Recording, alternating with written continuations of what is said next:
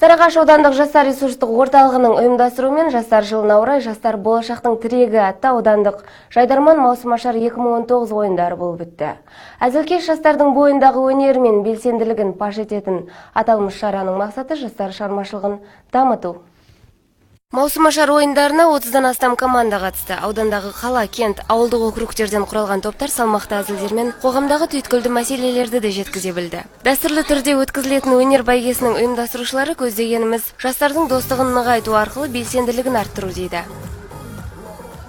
Жастар ресурстық орталығының ұйымдастыруымен жайдарманның маусымашар 2019 жастар болашақ тірегі атты жайдарман ойындарынан сайыс өтуде. Жалпы бүгінгі жайдарманға 30-ға жуық командалар қатысып, Шымкенттен қонақтар, Келес ауданынан қонақ командалар келіп қатысуда. Жалпы бүгінгі іс-шараны ұйымдастырудағы мақсатымыз жастардың бос уақытын тиімді пайдалану, талантты жастарымызды қолдау, жастар арасындағы достық қарым-қатынастарды нығайту, бір-бірімен таныстыру.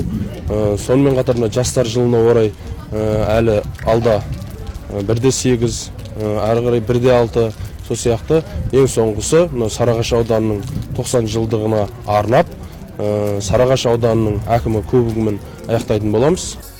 Әзіл додасында жергілікті топтардан бөлек Шымкент қаласынан 2 командасынға түсті. Маусымашар ойындарында облысымызға танымал әзілкештер төрелік етті. Талантты жастарды қолдау мақсатында өткізілген күлкі кешінде залда ине шаншар жер болмады. Қызыққа толы сайысты тамашалаймын деушілердің дені жастар болса да, орта буын өкілдері де көрермен қатарынан көрінді. Бүгінгі жайдарман ойыны маусымашар 2019 жақсы өтіп жатыр.